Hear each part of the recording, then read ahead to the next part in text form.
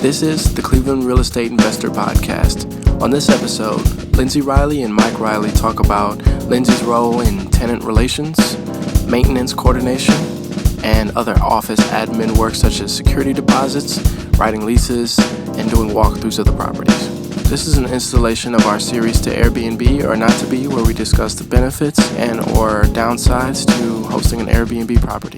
Hey, good afternoon. A little bit cold day here in Cleveland. Temperature mid-upper 30s. And we're on episode 3 of our To Airbnb or Not to Be.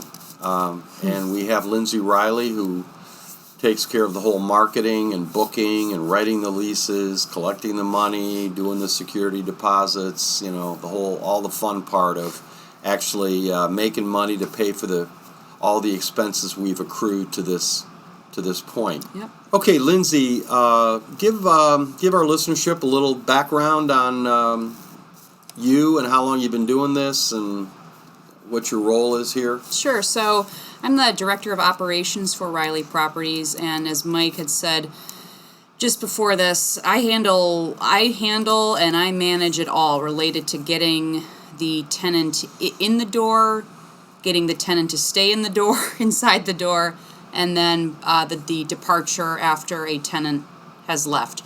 So that entails marketing, that entails lease writing, security deposits, security deposit refunds, and also a big part of my job is tenant relations, making sure that I'm meeting the tenants when they arrive, staying in touch with the tenants throughout their stay to make sure everything's going well, in case any problems happen that that we need to fix. And then after they depart, checking in with them to see how they like their stay, any feedback they might have that could help us do a better job the next time and, to make the house a little more appealing.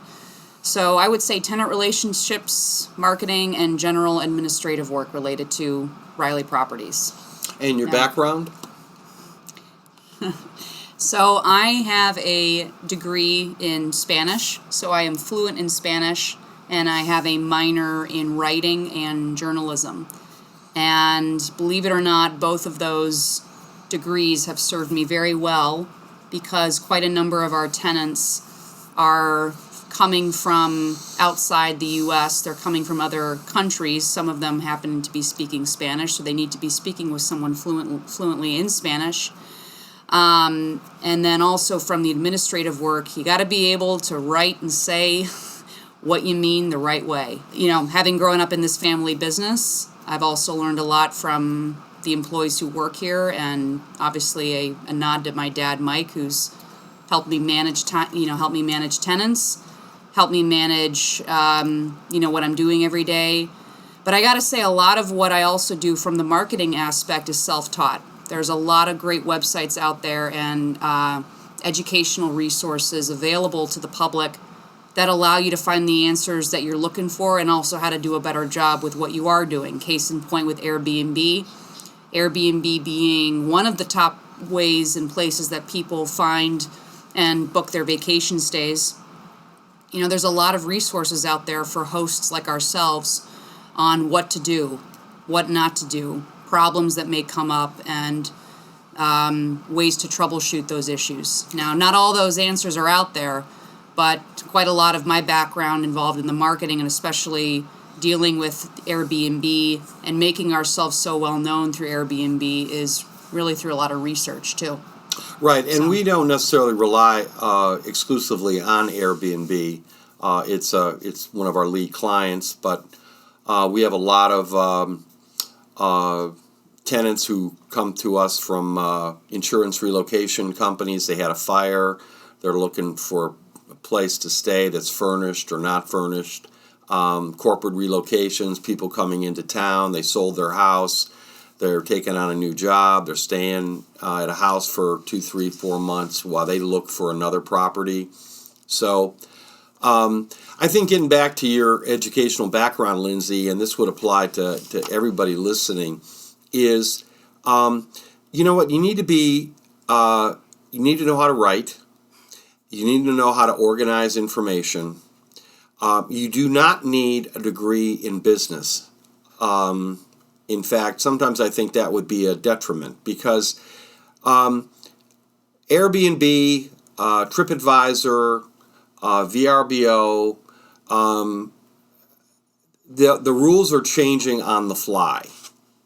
If you had a journalism Very much degree, so, yeah. if you had a journalism degree, you're thinking, well, okay, well, what newspaper am I going to work for? What magazine am I going to? You know what? No, everything is online now. Yeah. So you need to be able to communicate, market yourself on the website. The rules are changing. How Google finds you, how it ranks you. So you need to come into this business with an open mind, with an attitude where you're always learning, always learning, always reacting. Is it working? Is it not working? We fell into the Airbnb business or the short-term rental market because we found there was a need for that. And most people were still renting their house on conventional one-year leases. In fact, a lot of our initial clients, which you managed, they didn't even want to be a landlord. They had to be a landlord because they had to change jobs. They were underwater on their mortgage by about $10,000-$20,000, so they had to rent their house just to cover their mortgage payment. The last thing they wanted to do was to rent short term. Right, because when you rent short term, you run the very high chance that there will be vacancies, i.e. that's what short term is. But I'm sure, as Mike will get into in another episode perhaps, we'll touch on it this episode. Higher profit margins through short term if you're doing it the right way, hence the to Airbnb or not to Airbnb. Let's just touch on what your infrastructure needs to be. And let's talk to the number one, which is the cleaning lady, the handyman. These are your two pillars in your foundation. You want to elaborate on that? Yeah, Lindsey? sure. So let's see what to elaborate on that one. Well, case in point with Reilly Properties, we were finding that, given the inventory and specifically the amount of inventory that we have on a short-term basis, that we really needed a cleaning lady and a housekeeper full-time. We were able to get by with having a few part-time people, basically cleaning ladies and housekeepers that had their own business, but we were able to luck out with finding a cleaning lady, a local cleaning lady who was able to really let her clients go and wanted to work full time, meaning 40 hours a week.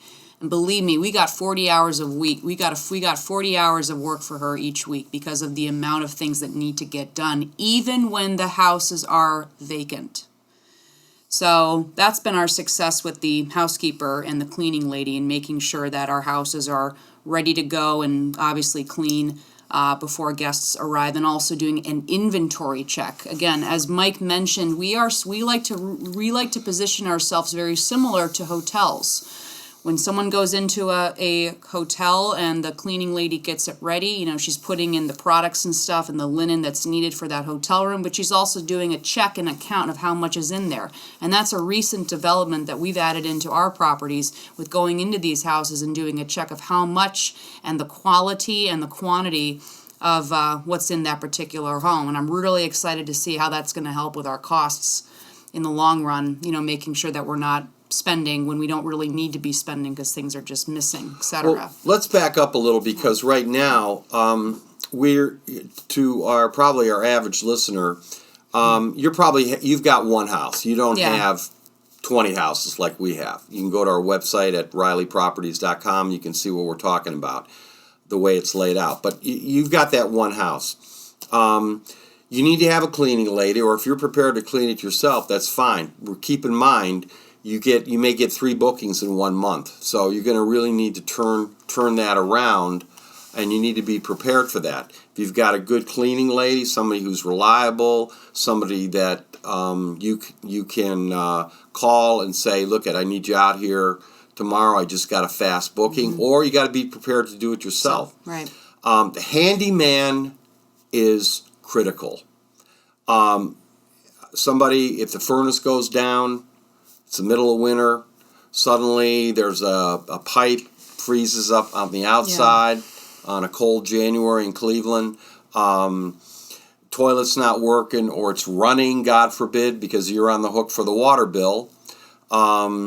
You've got to maintain a certain level of quality for your Airbnb, or the word's just going to go out that it's amateur time here at this house, and they got to wait 3 days to get the handyman in. Yeah, and just a couple of things with what Mike was saying with that is, when you're obviously getting this house ready for a guest's arrival, go into it with the mentality of what could go wrong. If this is the summer season and you've got central air going, or you've got some AC units set up, test those out. We want to make sure those are working properly before they come in, or have your handyman take care of that. Even things like just making sure that hot water is still running. God forbid that the hot water tank goes down. So it's doing these little things to just put yourself in that position of what could possibly go wrong during this stay. Even if it's for a 3-day stay or even something longer, maybe a 1-month stay, what could go wrong in that home? The other thing to keep in mind is that let's say that the guests come in, things are working out well, and then something does happen. Like maybe fleas get into the home, or maybe the hot water tank ends up going out. What's the backup plan? How are you going to solve that problem should that happen?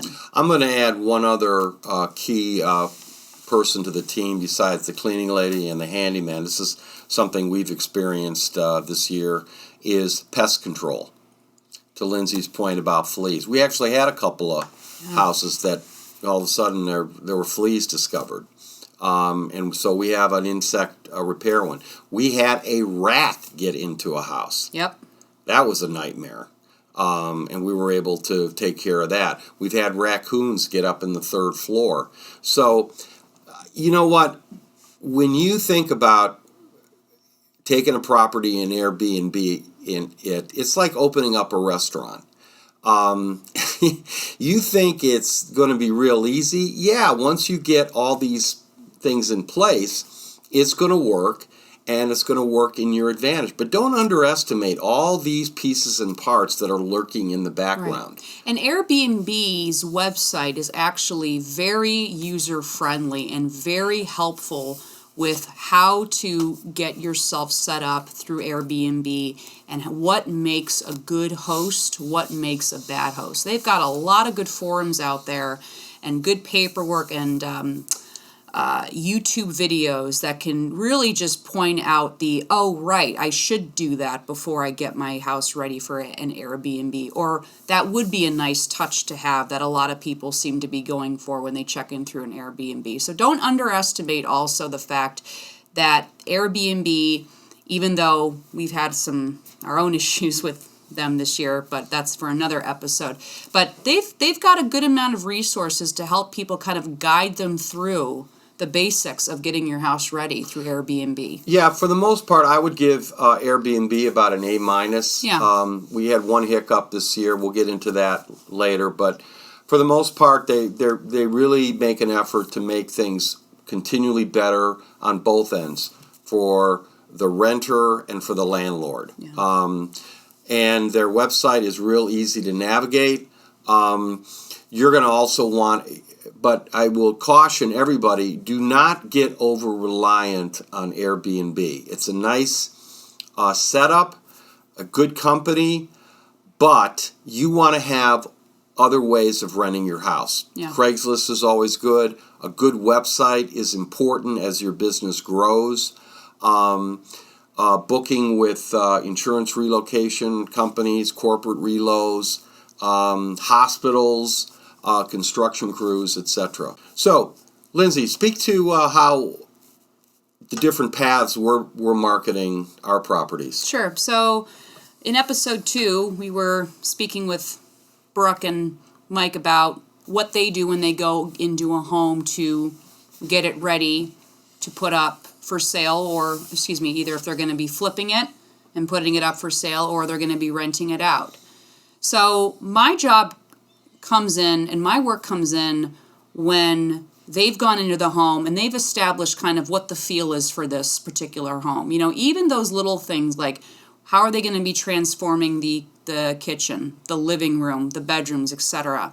That information and that detail allows me, and obviously working with Mike, to then position that home into who is this going to best fit? Who are the target audiences that we have as a company, and what target audience, or maybe target audiences, would best fit this particular home? So, case in point, we talked about the Burlington house, okay? And Brooke and Mike mentioned a little bit more about what they were doing as far as getting that house ready for a renter. The good thing about the Burlington home, if we take that as an example from a marketing perspective, is that home's one of the two biggest features in that home is that it has 2 bedrooms and a full bathroom on the first floor.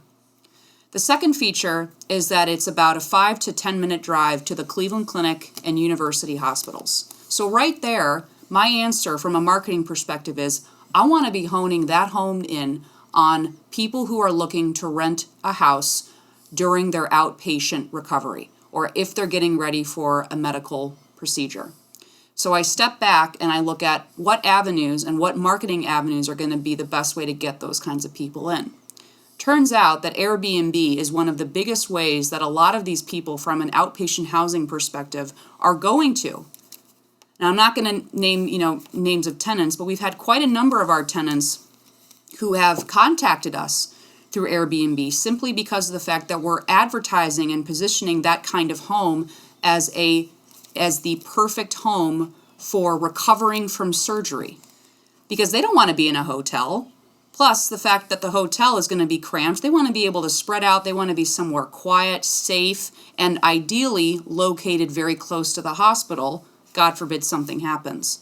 So Airbnb, from an outpatient housing marketing perspective, in this case with the Burlington home, has been a perfect avenue for us.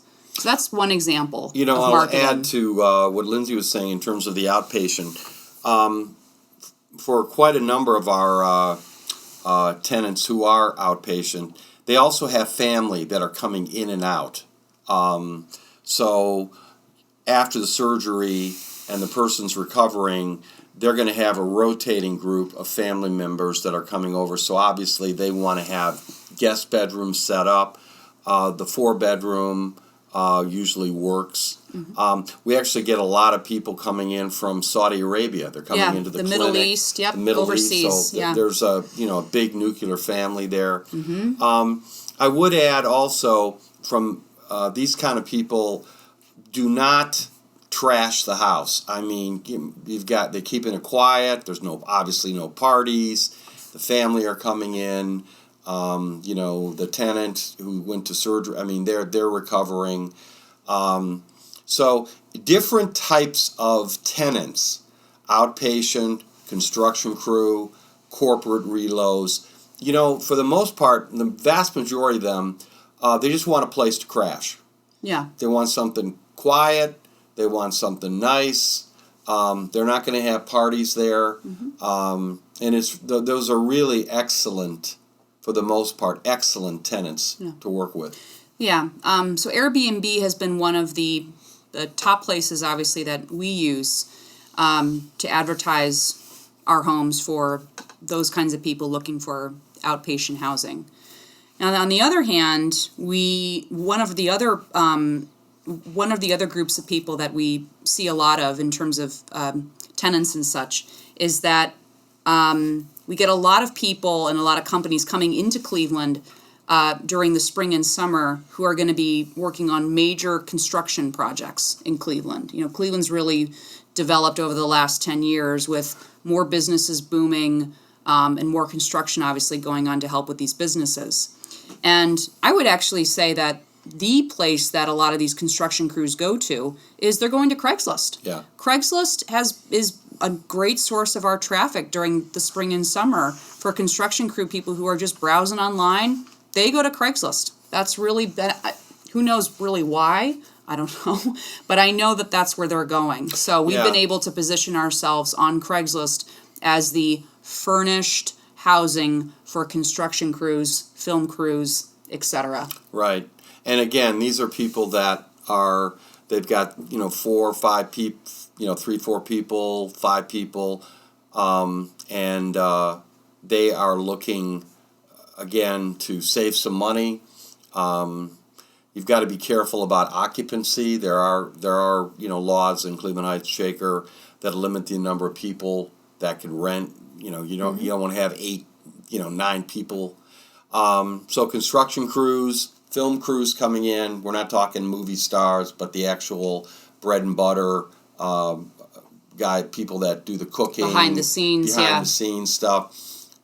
Also the outpatient you talked about, the corporate relos then the fire relocation. It really is a wide variety of people that need short-term rentals. So let me wrap this up by closing on why you wouldn't want to do Airbnb, because we talked about to Airbnb or not to Airbnb.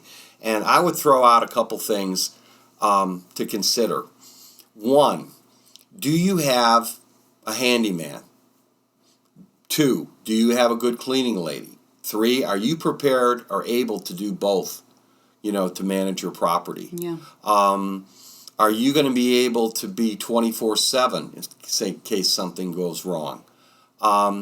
If you are retired and you're handy in the house and you've got a house close by to you, like on your street, or maybe you're converting, a place on your property into an Airbnb, that would be the way to go. And also keep in mind, you can control the action. You don't have to take whoever comes along. I mean, if Airbnb says, yeah, I've got somebody who wants to rent it, you can always say no if you're going to be gone for a week or 2, or you can't turn it around that fast. But there's a lot more to this than meets the eye. And I hope that this podcast will be some help to that. Yeah. Final thoughts, Lindsay? Yeah, I would agree with Mike on that. I think it's, if you're considering putting your house, apartment, or condo up on Airbnb, it's stepping back and thinking, one of the questions that I think you're going to want to ask yourself is really, how often do I want to be renting this out? If I'm looking to make X number of dollars a year, then I need to make sure that I'm filling vacancies, as often as I can or as little as I can, again, depending on how much you want to be making. And, don't underestimate the power of if you're feeling that you're overwhelmed or you're getting to a point where you're starting to question Airbnb or putting it up on as a short-term rental. The beauty about Airbnb and their booking platform, just to use this as a specific, is that you can block off calendar dates. You don't have to be on the whip end of Airbnb. If you're going to be gone a week and you know that your handyman won't be available or your cleaning lady, block off that week. Don't jeopardize yourself. Don't put your house or your listing in a position where you get a booking that you know what, I'm not going to be able to get to that and give that my all. Because even when we go into Airbnb bookings, we're going in there with 100% of our effort. Right. Good point. All right, we'll end there. Keep listening to us and check us out at ReillyProperties.com. Thank you for listening to the Cleveland Real Estate Investor Podcast. Find all our other episodes at Reilly-Properties.com. Or you can find some of our episodes on Overcast, iTunes, Spotify, and SoundCloud.